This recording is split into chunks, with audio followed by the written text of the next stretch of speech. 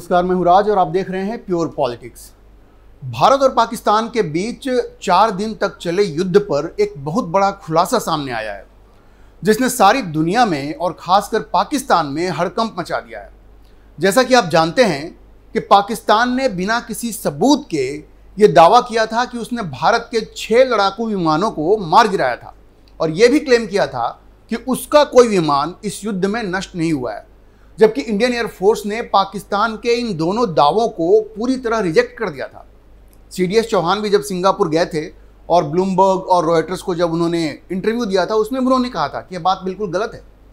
भारत के 6 लड़ाकू विमानों को मार गिराने के दावों को तो रिजेक्ट किया ही इंडियन एयरफोर्स ने, साथ में यह भी कहा कि भारत ने पाकिस्तान के कई लड़ाकू विमानों को इस युद्ध में मार गिराया है, जिसका खुलासा आने वाले दिनों में वो पूरे प्रमाण के साथ करेंगे। इंडियन एयरफोर्स का ये कहना था कि हम ख्वाजा आसिफ जैसी हरकत नहीं करेंगे। आपको याद होगा कि ख्वाजा आसिफ से जब ये पूछा गया कि आप भारत के 6 विमानों को मार गिराने का दावा तो कर रहे हैं, लेकिन आपके पास इसका प्रमाण क्या है, तो ख्वाजा आसिफ ने अपने दांत निपोड़ते हुए कहा कि प्रमाण तो सोशल मीडिया पर है। सारे प्रमाण सोशल मीडिया पे जो फोटोग्राफ्स हैं, जो वीडियोज हैं, वो सारे आपको पता है, ये सारे फेक इमेजेज और फेक वीडियो चल रहे थे, उसको ख्वाजा आसिफ प्रमाण कह रहे थे। अब सोचिए कि इससे ज़्यादा हास्यास्पद बात और क्या हो सकती है। इंडियन एयरफोर्स ने कहा कि वो जो भी दावा करेगी पूरे सबूत के साथ करेगी। जैसे उसने वो तस्वीरें दिखाई थी कि कैसे इंडियन एयरफोर्स ने नूर खान एयरबेस, रहीम यार खान एयरबेस को ध्वस्त कर दिया था, कैसे वो लपटों में था। ये तस्वीरों के माध्यम से इंडियन एयरफोर्स ने दिखाया था। इंडियन एयरफोर्स ने यह भी दिखाया कि मसूद अजहर के ट्रेनिंग कैंप को किस तरह से मिट्टी में मिलाया गया था, और वो तो सारी दुनिया ने देखा था, पाकिस्तान के लोगों ने भी देखा था। मसूद अजहर को रोते हुए किसने नहीं देखा था? ये सारे प्रमाण तो सारी दुनिया ने देखा, लेकिन पाकिस्तान के पास अपने दावों के समर्थन में कोई प्रमाण नहीं था। अच्छा, इस बीच एक रिपोर्ट आई है जिसने बिल्कुल सनसनी मचा दी है। इस रिपोर्ट ने पाकिस्तान की सरकार और पाकिस्तान के आर्मी चीफ, अब तो वो अपने आप को फील्ड मार्शल कहते हैं, ये झूठे दावे करके उन्होंने अपना प्रमोशन करवा लिया है, आर्मी चीफ से फील्ड मार्शल बन गए हैं। ये जो जिहादी जनरल असीम मुनीर हैं, तो पाकिस्तान की सरकार और असीम मुनीर, इन दोनों को ये रिपोर्ट एक करारा तमाचा लगाती है, क्योंकि ये रिपोर्ट ये बताती है कि इस युद्ध में पाकिस्तान के 1 दर्जन से भी ज़्यादा, जी 1 दर्जन से भी ज़्यादा एयरक्राफ्ट भारत ने मार गिराए थे। 1 दर्जन से भी ज़्यादा। अब देखिए, इस रिपोर्ट को पब्लिश किया है फ्रांस के मशहूर मीडिया आउटलेट एल ओपिनियन ने। अपनी रिपोर्ट में फ्रांस में अपने सूत्रों के हवाले से एल ओपिनियन ने यह खुलासा किया है कि 4 दिनों तक चले इस युद्ध में भारत की शानदार जीत हुई है और पाकिस्तान को भयंकर क्षति का सामना करना पड़ा है। एल ओपिनियन ये लिखता है कि भारत ने पाकिस्तान के 13 मिलिट्री एयरबेस को जिस तरह से तबाह किया, उससे पाकिस्तान को बहुत ज़्यादा नुकसान हुआ है, ज़बरदस्त नुकसान हुआ है। रिपोर्ट ये भी कहता है कि इन एयरबेस के हुए नुकसान को अमेरिकी अखबारों जैसे न्यूयॉर्क टाइम्स और वाशिंगटन पोस्ट ने भी स्वीकार किया है, क्योंकि इन लोगों ने सैटेलाइट इमेज के माध्यम से या उसको पूरी तरह से एग्जामिन करने के बाद ये माना। देखिए, न्यूयॉर्क टाइम्स और वाशिंगटन पोस्ट कभी ऐसे ही इन खबरों को स्वीकार नहीं करते, उनकी अपनी एनालिसिस की टीम होती है और इन सारे इमेजेस को उन लोगों ने पूरी तरह से वेरीफाई किया और उसके बाद ये माना कि पाकिस्तान को एयरबेस के रनवे और उनके हैंगर्स को भारी नुकसान हुआ है। और हैंगर्स में क्या होता है? वहाँ तो विमान खड़े होते हैं, तो उन विमानों की भी ज़बरदस्त नुकसान पाकिस्तान को झेलना पड़ा है। वो सब भारत की बमबारी में नष्ट हुए हैं। अब देखिए, भारतीय मीडिया की रिपोर्ट में भी कहा गया है, जब भारत की जो मीडिया है उसने भी रिपोर्ट किया था कि 4 दिन तक चले इस युद्ध में पाकिस्तान के कई लड़ाकू विमान और दूसरे अन्य एयरक्राफ्ट, जिसमें कि जो रिकॉनेसेंस के लिए जो एयरक्राफ्ट होते हैं, जो टोही विमान होते हैं, उन सबों को मिलाएं तो एक बड़ी संख्या में पाकिस्तान के जो एयरक्राफ्ट हैं वो भारत की एयरफोर्स ने मार गिराया था, जिनमें साबका 2000 अवॉक्स और C-130 हरक्यूलस ट्रांसपोर्ट एयरक्राफ्ट, उसके अलावा कम से कम 3 F-16 और 2 JF-17 भी शामिल थे। अब एल ओपिनियन की ये जो रिपोर्ट आई है, जिसमें उसने फ्रांस में अपने सूत्रों के हवाले से ये सारे दावे किए हैं, उसने भारत की मीडिया में जो खबरें पब्लिश हुई हैं उनको और भी पुष्ट किया है। एल ओपिनियन की रिपोर्ट में एक बात जरूर कही गई है, जिसमें ये कहा गया है कि भारत ने भले ये जंग जीत लिया हो, लेकिन स्ट्रेटेजिक कम्युनिकेशन की जंग में भारत पीछे रह गया। और ये बात हम लोगों ने पहले भी कहा है कि जिस तरह से स्ट्रेटेजिक कम्युनिकेशन के मामले में भारत को पाकिस्तान का मुकाबला करना चाहिए था, भारत शायद वो नहीं कर पाया।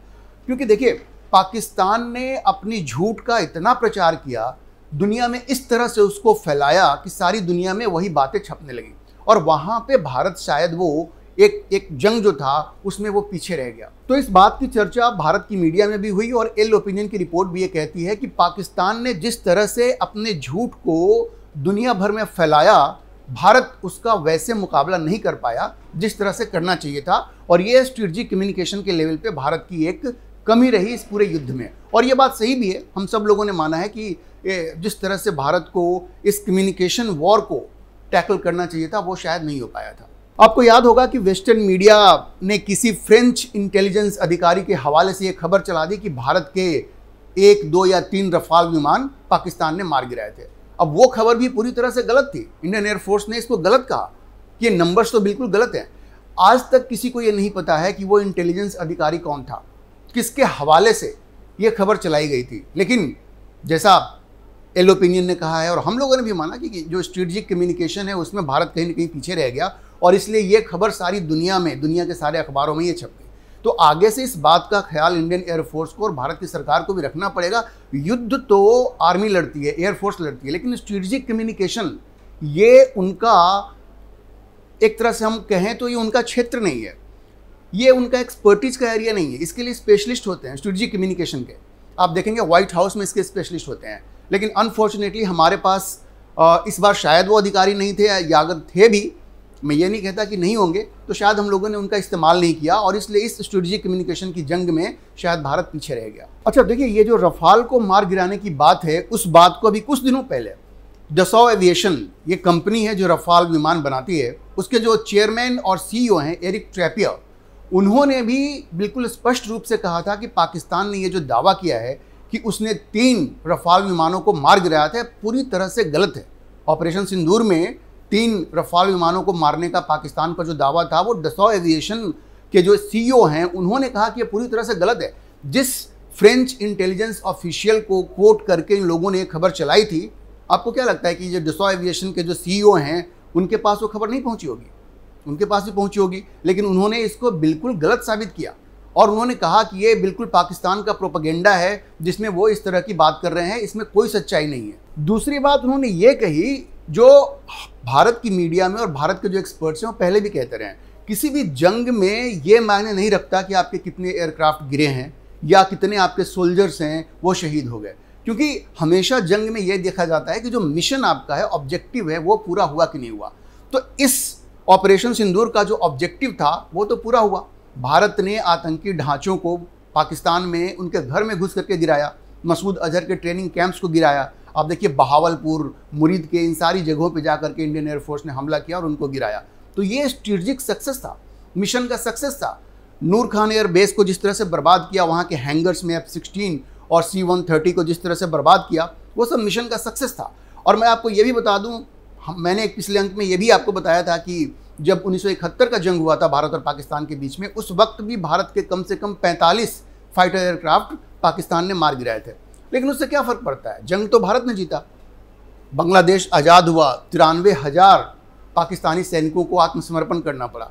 तो कितने जेट्स गिरते हैं, 1971 की जंग में तो 75 टैंक भी भारत के पाकिस्तान ने नष्ट किए थे। तो उससे कुछ नहीं होता। और इसी बात को ट्रैपियर ने, जो डसॉ एविएशन के CEO हैं, उन्होंने दोहराया और कहा कि ये सारी बातें बेकार हैं, इस जंग में भारत की जीत हुई है, ये सबसे ज़्यादा मायने रखता है। और उन्होंने वर्ल्ड वॉर 2 का भी एग्जाम्पल दिया, जैसे मैंने आपको अभी बताया 1971 के जंग के बारे में। वैसे उन्होंने कहा कि वर्ल्ड वॉर 2 में क्या हुआ था। वर्ल्ड वॉर 2 में ये थोड़े देखा गया कि किसके कितने सैनिक मारे गए। जो एलाइज थे उन्होंने ही वो जंग जीता, वर्ल्ड वॉर 2 को जीता। ये नहीं देखा जाता कि एलाइज जो थे उनके कितने सैनिक मारे गए। तो उन्होंने कहा कि ये पूरी तरह से पाकिस्तान का प्रोपेगेंडा है और इस बात में कोई सच्चाई नहीं है, क्योंकि इसके कोई ठोस प्रमाण उपलब्ध नहीं है। ट्रैपियर ने एक बात और भी कही, हालांकि अब चूंकि वो डसॉ एविएशन के चीफ हैं तो जाहिर है वो रफाल की तारीफ करेंगे ही। उन्होंने तो ये कहा कि भाई जो रफाल है वो तो अमेरिकन F-22 या F-35 है, उससे भी ज़्यादा सुपेरियर है। तो जहाँ तक क्षमता की बात है तो रफाल की क्षमता पर कोई सवाल नहीं उठाया जा सकता। और अगर चाइनीज जो फाइटर एयरक्राफ्ट हैं JF-17 या J-10C जो पाकिस्तान ने इस युद्ध में यूज किया था, उससे रफाल कहीं ज़्यादा बढ़िया है, फार बेटर है, सुपेरियर क्वालिटी का है। ये डसॉ एविएशन के चीफ ने कहा। चलिए, वो चूंकि एक कंपनी के चीफ हैं जो रफाल बनाती है, तो उनकी बात अपनी जगह पे है, लेकिन जिस तरह से उन्होंने कहा कि पाकिस्तान के सारे दावे गलत हैं, क्योंकि अगर ऐसा कुछ होता तो उनके पास जानकारी जरूर होती, लेकिन भारत की एयरफोर्स ने भी उनको कुछ इस तरह की सूचना नहीं दी है। और एल ओपिनियन की जो रिपोर्ट आई है इस बार, उसने तो पाकिस्तान के झूठ को एक बार फिर से बेनकाब कर दिया है। एल ओपिनियन की रिपोर्ट ने पाकिस्तान के झूठ को एक बार फिर से बेनकाब कर दिया है। अब हमें उस वक्त का इंतजार है जब इंडियन एयरफोर्स, जैसा कि इंडियन एयरफोर्स के अधिकारियों ने कहा है, वो एक आधिकारिक प्रेस कॉन्फ्रेंस करेंगे और पाकिस्तान के नुकसान को प्रमाण के साथ सारी दुनिया को बताएंगे। अभी के लिए इतना ही। आप इस मुद्दे पर क्या सोचते हैं, अपनी राय कमेंट बॉक्स में जरूर बताएं। और अगर आपको ये वीडियो पसंद आया हो तो आप इसे लाइक करें, शेयर करें और हमारे चैनल को सब्सक्राइब जरूर करें।